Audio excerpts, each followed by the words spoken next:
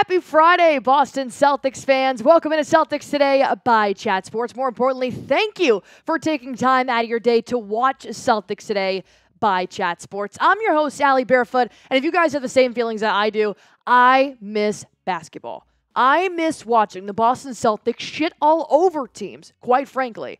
So I started focusing on the next season because the NBA schedule just came out yesterday. If you want to get the full video on that, I have it posted right now on Celtics Today. But I have 3 bold predictions about 3 big players that I think could actually happen this season that I want to share with you guys and hopefully get your excitement up for the 2024-25 NBA season because it is right around the corner. And until then, I will be posting everything, all of my thoughts, all of the memes, highlights, anything you guys could want for the Boston Celtics on my Twitter. Plus, if you've ever been on a live show with us, we do a lot of raffles and giveaways. And this is how I communicate with you guys outside of YouTube. Go on ahead, follow me right now on X at AR Barefoot. I follow back, of course. That way you guys can get my initial thoughts on the Boston Celtics way ahead of this new season. But that's what I want to talk about on today's show. 3 bold predictions. Starting off, not very hot in my opinion, Jrue Holiday. He wins Defensive Player of the Year. Why hasn't he already, is the real question.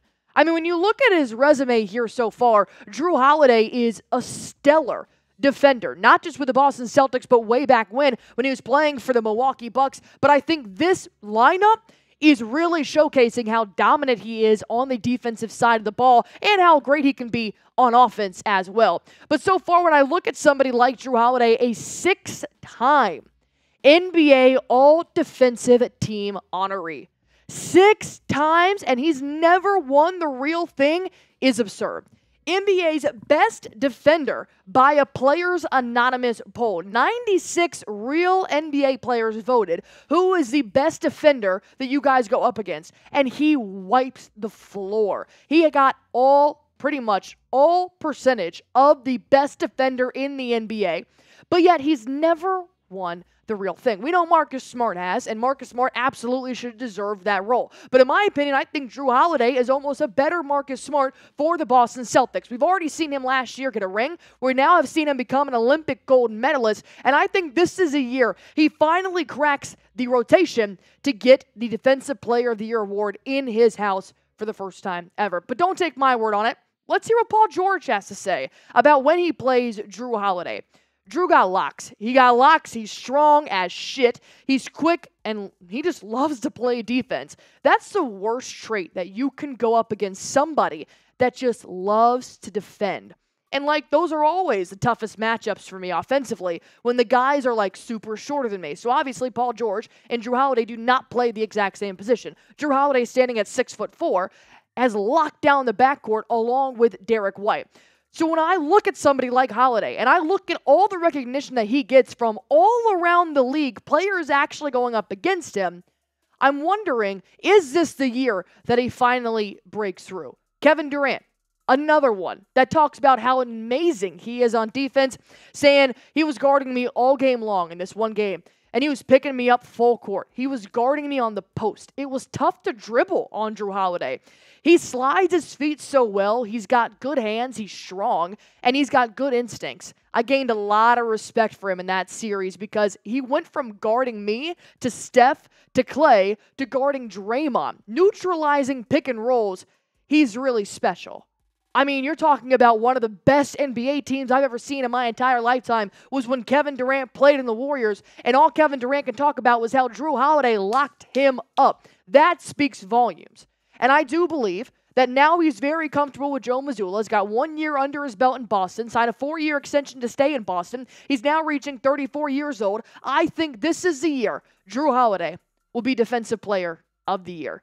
But the reason why we have Celtics Today by Chat Sports is that I talk, you talk, and then we talk about it. So will Holiday be the 2024 Defensive Player of the Year? Let me know in the comment section below. And actually, I messed up because I don't know my years. It actually would be the 2025 Defensive Player of the Year. My mind is still in this year because I don't want to ever let go of this year because they won the NBA championship. So hopefully we can do it again next year. Type Y for yes, type N for no. I've got 2 more bold predictions coming at you. You're going to want to stick around for this next one because I honestly might get a lot of heat for the prediction that I'm about to have about who I think could be in the MVP race. But first things first, I got to give a huge shout out to our sponsor here on Celtics Today by Chat Sports. I got to talk about PrizePicks, the #1 daily fantasy sports app in America for a reason. I never liked to play anything like this. I wasn't good at it. It wasn't my thing. But then I found PrizePicks actually on my own before they ended up becoming a sponsor here at Chat Sports, and I fell in love with it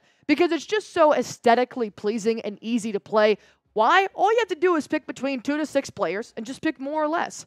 And I like that you can mix and match your picks as well. I've got the MLB game because I'm going to the Rangers game tonight, and I think when you go to sporting events and testing my skills about how good that player is going to be makes it a little bit better. But I also know Caitlin Clark is playing for the first time in a month, and my girl is fighting for Rookie of the Year, averaging 8.2 assists per game right now. I have her having more than 10.5 assists going up against who are they playing tonight?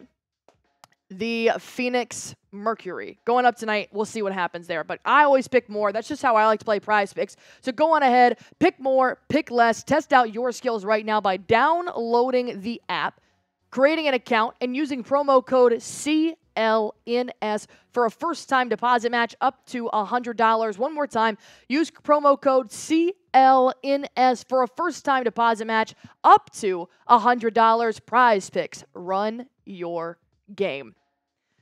Please don't stop watching this video because of what you see on the screen. But I think Jaylen Brown could enter the MVP chat. Please don't hit unsubscribe if you haven't already. Here's why I think it could be Jaylen Brown, not Jayson Tatum. I'm not saying Tatum can't be in the conversation with them, but I think it's about damn time that Jaylen Brown entered this chat for a number of reasons. He's coming off one of his best career seasons in terms of accolades. He won Eastern Conference Finals MVP and NBA Finals MVP. 2 awards that are not easy to obtain on the roster the Celtics do have. Not to mention, he's a 3-time NBA All-Star, yet he has not been a starter. He was also in the dunk contest last year, but Jaylen Brown has never received the recognition, in my opinion, that I do think he deserves. Not to mention, he's the former highest paid player in the NBA, although he's never been an MVP. He's never even been in the conversation. Now Tatum is the highest paid player in the NBA, and he will probably be in the MVP conversation once more. But now I have a question as to why can't Brown be in this race? Is it because of his left hand? Is it because sometimes he turns over the ball? Those are all very solid questions. But an actual fact is that Jaylen Brown's getting better in his usage percentage and his turnover percentage as well. He is growing year after year, which is why I think this next season, especially with the chip on his shoulder from being snubbed from Team USA, is going to drive this. When you look at his usage, compared to his turnover percentage over the last 5 years, he has the highest usage and lowest turnover percentage in the playoffs ever for his entire career, having a 28% usage and a 10.2 turnover percentage. He's actively getting better at his ball handling, and he's actively getting better at being a significant player for the Boston Celtics when it comes to playoff time. But nobody talks about Brown in the MVP, which is why I wanted to be the first person to put his name out there for contention on Celtics Today by Chat Sports, because the latest sportsbook odds for MVP, we've seen all of these names in an MVP conversation. And no slight to Jayson Tatum. I think he deserves that. Victor Wembanyama is crazy because this man just came off his rookie season, but he is going to be generational. John Morant didn't even play last year. You're telling me he's still in the running for MVP, but not the latest NBA MVP for the finals? That's what I think is a little bit crazy. But when you do look at a player like Jayson Tatum and Jaylen Brown, I'm not comparing the two. Do not yell at me. I'm not comparing the two, but I'm just looking at the stats saying Jayson Tatum has been in 3 straight years in the MVP conversation. Jaylen Brown hasn't even touched the surface of what that would include. But when you look at their stats, they're not astronomically different. And I do believe that when you mix in Jaylen Brown's stats, along with the exact same roster the Celtics just won the championship with, you add a dash of a nice chip on his shoulder from all the hate that he got this summer, I think that equals a perfectly baked recipe for another opportunity to be in an MVP conversation for the first time. So that is my hot take. please keep bearing with me. I've got one more bold prediction to get to, and I think you guys are going to like the last one.